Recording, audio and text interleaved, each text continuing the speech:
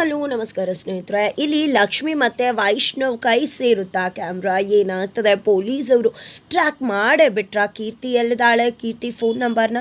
ಕಾವೇರಿ ಹೋಗಿದ್ದು ಎಲ್ಲಿಗೆ, ಕಾವೇರಿಯ ಮತ್ತೊಂದು ಪ್ಲ್ಯಾನ್ ಏನಾಗಿದೆ, ಅದು ಎಲ್ಲವನ್ನ ಕೂಡ ತಿಳ್ಕೊಬೇಕು ಅಂದರೆ ಈಗಲೇ ನಮ್ಮ ಈ ಚಾನಲ್ನ ಸಬ್ಸ್ಕ್ರೈಬ್ ಮಾಡಿ, ಹಾಗೆ ಈ ಒಂದು ವಿಡಿಯೋವನ್ನು ಪೂರ್ತಿಯಾಗಿ ನೋಡಿ. ಲಕ್ಷ್ಮಿ, ವೈಷ್ಣವ್ ಮತ್ತು ಕಾವೇರಿ ಏನೋ ಮನೆ ಸೇರಿದ್ರು, ಆದರೆ ಪಾಪದ ಹುಡುಗಿ ಕೀರ್ತಿ ಏನಾದ್ಲು? ಕೀರ್ತಿ ಎಲ್ಲಿದ್ದಾಳೆ, ಹೇಗಿದ್ದಾಳೆ? ಪ್ರಪಾತದಿಂದ ಬಿದ್ದಂತಹ ಕೀರ್ತಿ ಕತೆ ಏನಾಯಿತು ಅನ್ನೋ ಸುಳಿವು ಕೂಡ ಇಲ್ಲ. ಆ ಕಡೆ ಫೋನ್ ಯಾರ ಕೈಗೆ ಸೇರಿದೆ? ಕೀರ್ತಿ ಫೋನ್ ಇರೋದು ಆ ಹುಚ್ಚ ಸನ್ಯಾಸಿ ಕೈಲಿ. ಹಾಗಿದ್ರೆ ಆ ಹುಚ್ಚ ಸನ್ಯಾಸಿ ನಗ್ತಿರೋದು ಯಾಕೆ? ಆತನ ಮಹತ್ತರ ಉದ್ದೇಶ ಏನಿರ್ಬೋದು?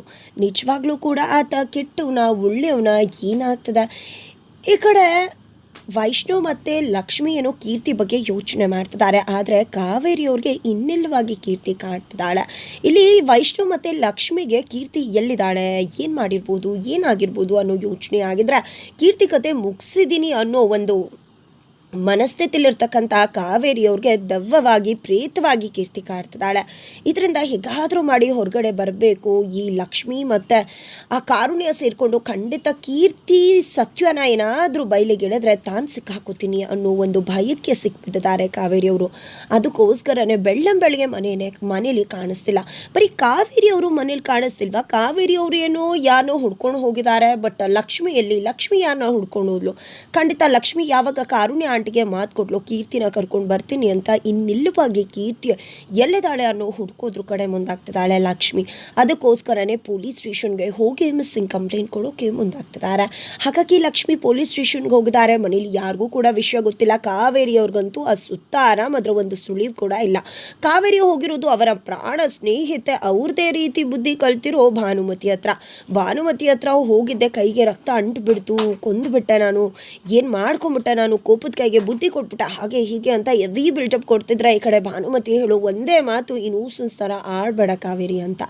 ಇದೇನು ರಕ್ತದ ಕೈಗಂಟಿರೋ ಕಲೆ ಇದೇನು ಹೊಸ್ತಲ್ವಲ್ಲ, 20 ವರ್ಷಗಳಿಂದ ಕೂಡ ಕಲೆ ಅಂಟಿತ್ತಲ್ವ, ಅದನ್ನು ಕ್ಲಿಯರ್ ಮಾಡಿದ್ದು ನಾನೇ ತಾನೇ, ಯಾಕೀಗ ಇಷ್ಟು ಇನ್ನೂಸನ್ಸ್ ಥರ ಆಡ್ತಿದ್ಯಾ ಅಂತ ಕೇಳ್ತಿದ್ದಾರೆ. ಈಗ ಅದೆಲ್ಲ ಬೇಕಾ? ಸುಮ್ಮನೆ ಏನು ಮಾತಾಡ್ತಿದ್ಯಾ? ನಾನು ಆ ಕಾರುಣ್ಯ ಮತ್ತು ಆ ಲಕ್ಷ್ಮಿಯಿಂದ ಹೊರಗಡೆ ಬರಬೇಕು. ಆ ಲಕ್ಷ್ಮಿ ಏನು ಸಾಮಾನ್ಯದವಳಲ್ಲ.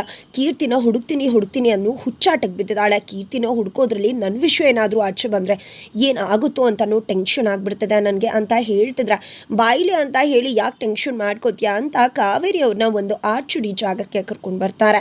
ಈ ಕಡೆ ಲಕ್ಷ್ಮಿ ನನ್ನ ಫ್ರೆಂಡ್ ಕೀರ್ತಿ ಅಂತ ಮಿಸ್ ಆಗಿದ್ದಾರೆ ಅಂತ ಹೇಳಿದಾಗ, ಹೌದು ಅವ್ರ ಪೂರ್ತಿ ಹೆಸರೇನು ಅಂತ ಹೇಳ್ತಿದ್ದಾಗೆ ಕೀರ್ತಿ ರಘುವೀರ್ ಅಂದ ತಕ್ಷಣ ಒಂದು ಕ್ಷಣ ಶಾಕ್ ಆಗ್ತಾರೆ. ಬಿಕಾಸ್ ರಘುವೀರ್ ಅಂತ ಹೆಸರನ್ನ ಚಾಪನ್ನು ಮೂಡಿಸಿದ್ದಾರೆ, ಅಷ್ಟು ಇನ್ಫ್ಲೂಯೆನ್ಸ್ಡ್ ಪರ್ಸನ್ ಆಗಿದ್ದಾರೆ. ಈ ಕಡೆ ಪೊಲೀಸ್ ಅವರು ಏನಾಯಿತು ಏನು ಅಂತ ಕೇಳಿದಾಗ, ಈ ಕಡೆ ನಾವಿಬ್ಬರು ದೇವಸ್ಥಾನದಲ್ಲಿ ಭೇಟಿ ಮಾಡಬೇಕಿತ್ತು, ಅದರ ನಡುವೆ ಒಂದು ಕಿಡ್ನ್ಯಾಪ್ ಆಯಿತು, ಆ ಕಿಡ್ನ್ಯಾಪಲ್ಲಿ ಈ ರೀತಿ ಆಯಿತು, ಆ ರೌಡಿಗಳು ನಮ್ಮಿಬ್ಬರ ನಡುವೆನೇ ತಂದಾಕೋಕೆ ನೋಡಿದ್ರು ಅಂತ ಸಂದರ್ಭದಲ್ಲಿ ಈ ಕಡೆ ಕೀರ್ತಿ ನನ್ನನ್ನು ಬದುಕಿಸೋಕ್ಕೋಸ್ಕರ ಇಂಥ ಒಂದು ಸಿಚುವೇಶನ್ ಎಲ್ಲ ನಡೀತು ಅನ್ನೋ ಎಲ್ಲವನ್ನ ಕೂಡ ಲಕ್ಷ್ಮಿ ಎಕ್ಸ್ಪ್ಲೇನ್ ಮಾಡ್ತಾಳೆ. ಇದನ್ನ ನೋಡೋಷ್ಟು ತುಂಬ ಈಸಿ ಅಲ್ಲ ಅನ್ನಿಸ್ತದೆ, ತುಂಬ ಕ್ರಿಟಿಕಲ್ ಅನ್ನಿಸ್ತದೆ ಅಂತ ಹೇಳ್ತಿದ್ದಾರೆ ಈ ಕಡೆ ಪೊಲೀಸ್ ಅವರು ಕೂಡ. ಜೊತೆಗೆ ನಿಮಗೆ ಯಾರ ಮೇಲಾದರೂ ಡೌಟ್ ಇದೆಯಾ ಅಂತ ಕೇಳಿದಾಗ ಇಲ್ಲಿ ಲಕ್ಷ್ಮಿ ಯಾರ ಮೇಲೂ ಕೂಡ ಡೌಟ್ ಇಲ್ಲ ಅಂತ ಹೇಳ್ತಾರೆ. ಜೊತೆಗೆ ಫೋನ್ ನಂಬರ್ ತಗೋತಾರೆ. ಜೊತೆಗೆ ನಿಮಗೆ ಆ ರೌಡಿಗಳು ಯಾರು ಅಂತ ಕಂಡುಹಿಡಿಯೋಕ್ಕಾಗತ್ತಾ ಅಂತ ಹೇಳಿದಾಗ, ಖಂಡಿತ ರೌಡಿಗಳು ಹೀಗಿದ್ರು ಅನ್ನೋದನ್ನ ಎಕ್ಸ್ಪ್ಲೇನ್ ಮಾಡಿದಾಗ ಸ್ಕೆಚ್ ಅವ್ರನ್ನ ಕರೆಸಿ ಲಕ್ಷ್ಮಿ ಹೇಳಿದಾಗ ರೌಡಿಗಳ ಸ್ಕೆಚನ್ನ ಕೂಡ ಮಾಡಿಸ್ತಾರೆ. ರೌಡಿಗಳು ಸ್ಕೆಚ್ ಮಾಡಿಸಿದಾಗೆ ಅದೇ ರೌಡಿಗಳ ಸ್ಕೆಚನ್ನ ಕೂಡ ಮಾಡಿದ್ದಾರೆ. ಇದರಿಂದ ಇವರೇ ಅಂತ ಹೇಳಿ ಕನ್ಫರ್ಮ್ ಮಾಡಿದಾಳೆ ಲಕ್ಷ್ಮಿ. ಈ ಕಡೆ ಲಕ್ಷ್ಮಿ ಪೊಲೀಸ್ ಸ್ಟೇಷನಲ್ಲಿದೆ, ಮನೆಯಲ್ಲಿ ಲಕ್ಷ್ಮಿಯಲ್ಲಿ ಅಂತ ಹುಡುಕಾಡ್ತಲಿದ್ದಾನೆ ವೈಷ್ಣು ಮತ್ತು ಕೃಷ್ಣಕಾಂತ್. ಗಂಗಕ್ಕನ ಮೇಲೆ ರೇಗ್ತಿದ್ದಾರೆ. ಗಂಗಕ್ಕ ಅಂತೂ ನನಗಂತೂ ಸಾಕಾಗೋಗಿದೆ. ಲಕ್ಷ್ಮಕ್ಕ ಕೂಡ ಹೋಗ್ತೀನಿ ಬೇಡ ಅಂತ ಹೇಳಿದ್ರೆ ಬೈತಾರೆ. ಈಗ ನೀವು ಕೂಡ ಬೈತೀರಾ, ನಾನು ಯಾರ ಹತ್ರ ಸಾಯಲಿ? ಲಕ್ಷ್ಮಕ್ಕ ಕೂಡ ಹೀಗೆ ಬೈದು ಅವರು ಹೋಗ್ಬಿಟ್ರು ಅಂತ ಹೇಳಿದಾಗ ಈ ಕಡೆ ವೈಷ್ಣವ್ ಕಾಲ್ ಮಾಡ್ತಿದ್ದಾನೆ ಲಕ್ಷ್ಮಿಗೆ. ಆ ಕಡೆ ಲಕ್ಷ್ಮಿ ಕೂಡ ಪೊಲೀಸ್ ಸ್ಟೇಷನಲ್ಲಿ ಇರೋದ್ರಿಂದ ಕಾಲ್ ಪಿಕ್ ಮಾಡ್ಲಿಕ್ಕೆ ಆಗ್ತಾ ಇಲ್ಲ. ನಂತರ ಈ ಕಡೆ ಪೊಲೀಸ್ನವರು ಒಂದು ಪೋಸ್ಟರ್ನ ಕೊಡ್ತಾರೆ, ಒಂದಷ್ಟು ಪೋಸ್ಟರ್ಸ್, ಕೀರ್ತಿ ಇರೋ ಪೋಸ್ಟರ್ಸ್ನ ಕೊಟ್ಟು ಮಿಸ್ಸಿಂಗ್ ಅಂತ ಹೇಳಿ ಪ್ರಿಂಟ್ ಮಾಡಿಸಿರ್ತಾರೆ. ಇದನ್ನು ನೀವು ಎಲ್ಲ ಕಡೆ ಅಂಟಿಸಿ ಅಂತ ಹೇಳ್ತಾರೆ. ನಾವು ಖಂಡಿತವಾಗ್ಲೂ ಸಿಕ್ಕ ತಕ್ಷಣ ಇನ್ಫಾರ್ಮ್ ಮಾಡ್ತೀವಿ ಅಂತ ಹೇಳ್ತಾರೆ.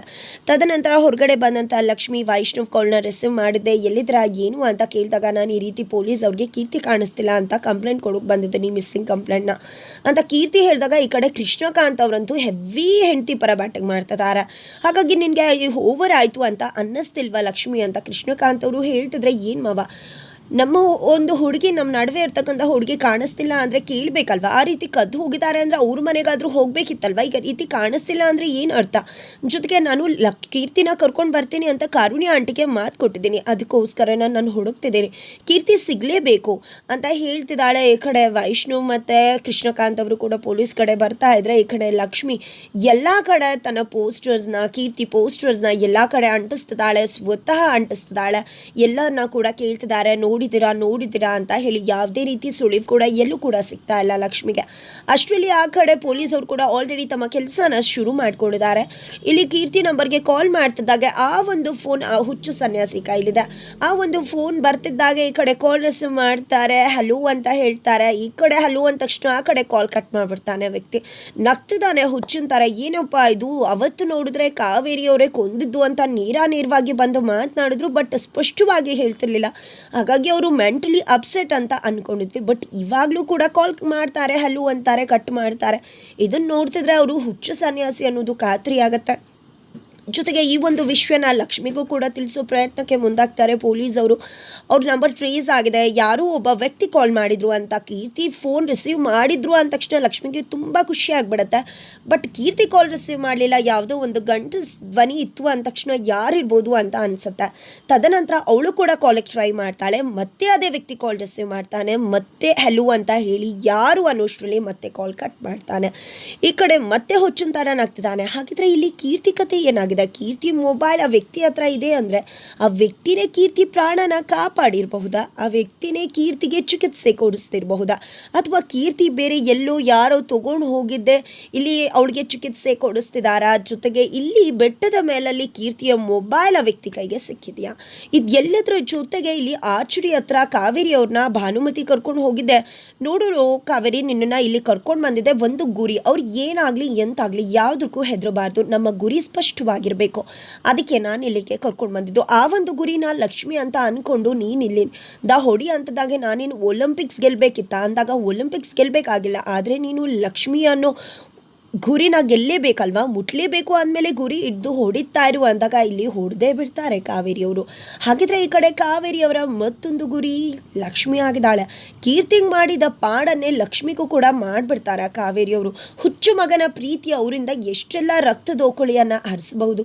ಈ ಕಡೆ ಕೀರ್ತಿಯ ಒಂದು ಸುಳಿವು ಸಿಕ್ಕಿದೆ, ಮೊಬೈಲ್ ಟ್ರ್ಯಾಕ್ ಆಗಿದೆ, ಟ್ರೇಸ್ ಆಗಿದೆ, ಅಲ್ಲಿಗೆ ಪೊಲೀಸ್ ಅವರು ಹೋಗ್ತಿದ್ದಾರೆ. ಅದ್ರ ನಡುವೆ ವೈಷ್ಣವ್ ಲಕ್ಷ್ಮಿ ಕೂಡ ಹೋಗ್ತಾರೆ. ಏನೆಲ್ಲ ಆಗತ್ತೆ? ಈ ಕಡೆ ಕೀರ್ತಿನ ಕೀರ್ತಿ ಎಲ್ಲೂ ಖಂಡಿತವಾಗ್ಲೂ ಟ್ರೀಟ್ಮೆಂಟ್ ತಗೋತಿದ್ದಾಳೆ, ಅವಳನ್ನ ಕಾಪಾಡಿದ್ದು ಯಾರಾಗಿದ್ದಾರೆ ಇದು ಎಲ್ಲವನ್ನ ಕೂಡ ತಿಳ್ಕೋಬೇಕು ಅಂದ್ರೆ. ಜೊತೆಗೆ ಅಲ್ಲಿ ಹೋಗ್ತಿದ್ದಾಗೆ ಆ ಒಂದು ಕ್ಯಾಮ್ರಾ, ಆ ಒಂದು ಫೋನ್ನ ಹುಚ್ಚು ಸನ್ಯಾಸಿಯಿಂದ ಪೊಲೀಸ್ ಅವರು ತಮ್ಮ ಕಸ್ಟಡಿಗೆ ತಗೋತಿದ್ದಾಗೆ ಆ ಒಂದು ಕ್ಯಾಮ್ರಾ ವೈಷ್ಣವ್ ಮತ್ತೆ ಲಕ್ಷ್ಮಿ ಕೈಗೆ ಸೇರುತ್ತಾ. ಅದರಲ್ಲಿ ಎಲ್ಲ ಕೂಡ ರೆಕಾರ್ಡ್ ಆಗಿದೆ. ಕಾವೇರಿ ಬಂಡವಾಳನೆ ಬಿಚ್ಚಿಡೋತಕ್ಕಂತಹ ಕ್ಯಾಮ್ರಾ ವೈಷ್ಣವ್ ಲಕ್ಷ್ಮಿ ಕೈಗೆ ಸೇರಿದೆ. ಹಾಗಾದ್ರೆ ಮುಂದೆ ಏನಾಗುತ್ತೆ, ಏನಾಗಬಹುದು, ಇದು ಎಲ್ಲವನ್ನ ಕೂಡ ತಿಳ್ಕೋಬೇಕು ಅಂದ್ರೆ ಇಲ್ಲಿ ನಮ್ಮ ಈ ಚಾನಲ್ನ ಸಬ್ಸ್ಕ್ರೈಬ್ ಮಾಡಿ. ಹಾಗೆ ಮುಂದಿನ ವಿಡಿಯೋಗೋಸ್ಕರ ವೇಟ್ ಮಾಡೋದನ್ನು ಮರಿಬೇಡಿ.